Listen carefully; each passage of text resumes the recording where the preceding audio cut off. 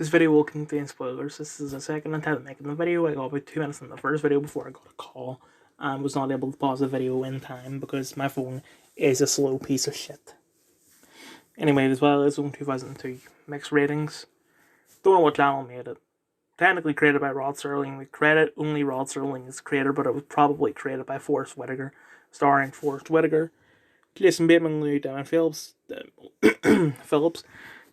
Dylan Walsh, Jason Alexander, Usher, Linda Cardellini, Rory Culkin, Robin Tunney, Greg German, Ben Badley, Katherine Heigl, Reed Diamond, Jake Busey, Michael Pena, Method Man, Portia de Rossi, Jeremy Sisto, Dean Winters, Sandra Berkeley, and Lindy Booth.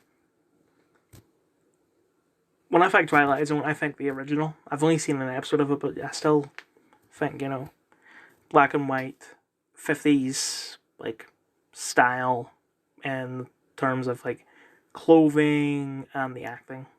I can't do an impression of it, but you have that, old-fashioned detective talk, even no matter what kind of character's talking. I want to know, is that how people talked back then? Or is that something they did for shows and films and shit? Anyway, point is, it was weird seeing this because it's a modern, at the time, retelling, they were acting like people in the 2000s, they were dressing like people in the 2000s.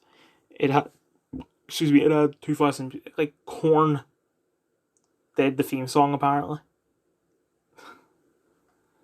I just associate Korn with that meme.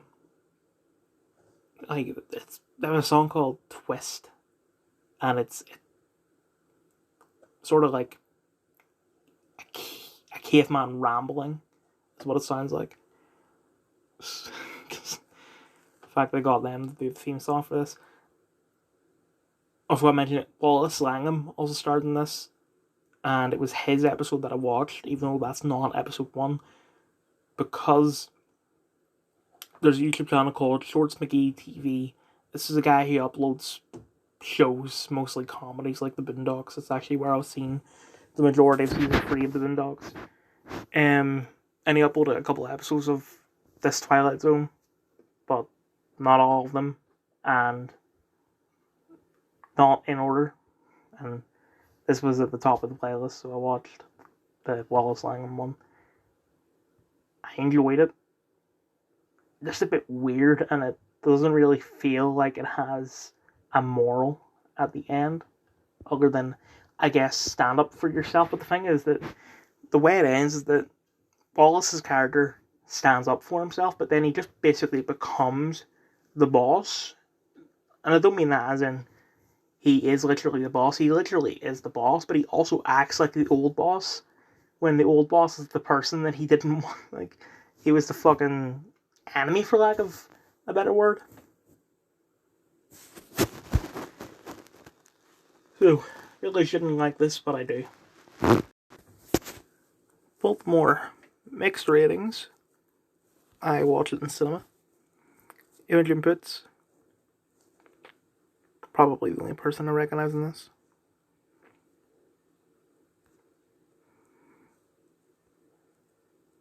Yeah. Biggest problem with this is the fact that it jumps back and forth between them robbing the house and after them robbing the house, and it feels like they tried to do that to create a sense of mystery and keep you on the edge of your seat, but it just did not work at all, especially since the scenes at the start that show the aftermath of it are boring. There's nothing that hams. I'm not saying that there's nothing wrong with that, because it's the start of the film, but just what they tried to do didn't work out. I really wanted to, enjoy it, but I just couldn't. It's very boring. I also don't get why. I guess it's based on a true story. This is me, mocking the real life Rose Dugdale. I don't get why she thought that stealing paintings would, secure the release of IRA prisoners.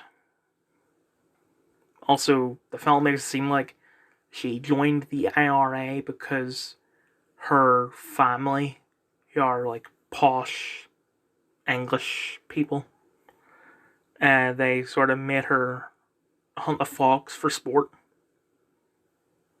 And she's like, no, that's wrong. So fuck the British. I'm gonna kill people for the Irish. And not just animals, humans.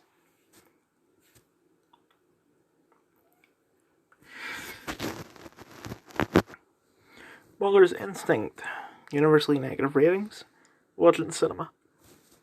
And halfway Jessica Chastain. Probably the only people I recognize. Yeah. This is really good. The main thing I want to say is that this kid here, Theo, nothing wrong with the performance. Like, even Patrick O'Connell, I didn't mind him. It's the character. One of the biggest retards I've seen in a film. Because the whole plot of it, like the way it starts out, is that Anne Hathaway and Jessica Chastain are their neighbours and they're very close. Their children like playing with each other, and Anne Hathaway's son dies. And Anne Hathaway becomes just like a recluse. But when it comes to the funeral, hold on. When it came to the funeral of her son, she had stolen Theo's like rabbit who he loves sleeping with because I mean he doesn't seem like he'd be at that age, but apparently so.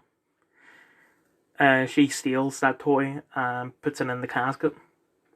And during the funeral, and it's an open casket funeral, sort of at the end, they go up and see the body and the casket and all that. And Theo notices that the rabbit's in there. He's like, hey, it's my rabbit. I need my rabbit back. It's like, you can't do that at a fucking funeral, but I need my rabbit back. And then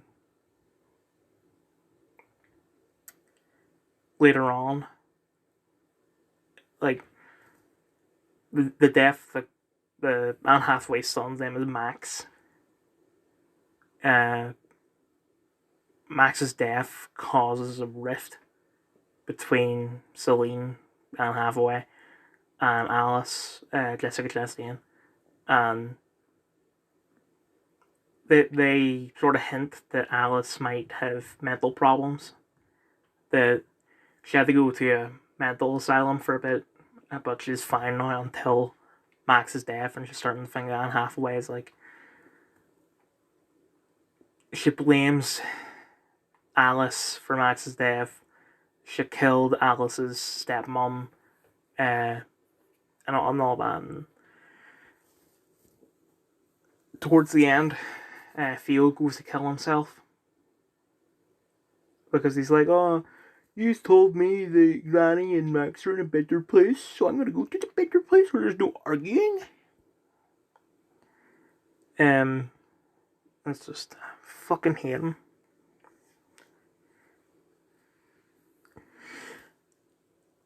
And then,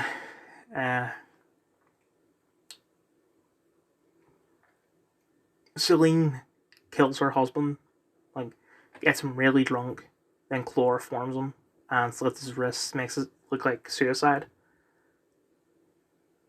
And then, she pretends to be in grief and all that, and she gets invited to stay in the guest house of, Alice, or not guest house, but Alice's guest bedroom.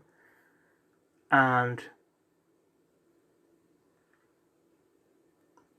she brought the chloroform with her. She had poisoned Alice's husband. Or at least just knocked him out. And then she went to Theo and was like, "Oh, Can't sleep. You can't sleep. Nah, I can't sleep either. I've got this magic potion that'll help you sleep, and it's the chloroform. And then she fights. I don't know why I'm giving a recap of this.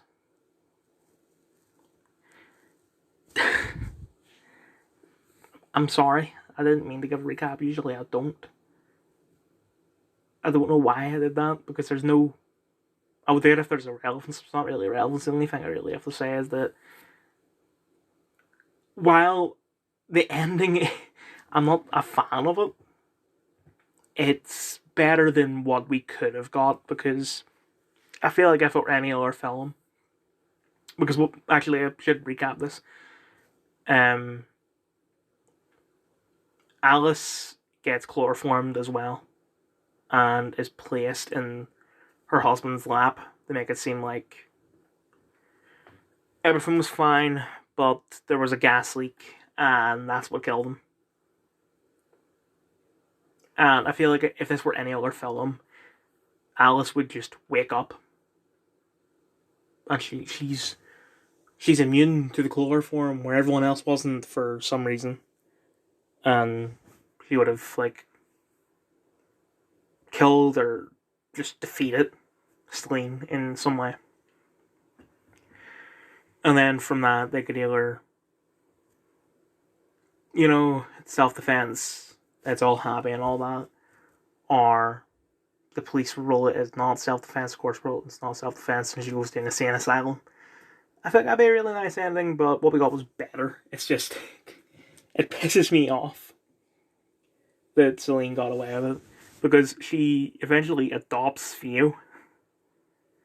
And actually, if it were me writing it, what I would have done was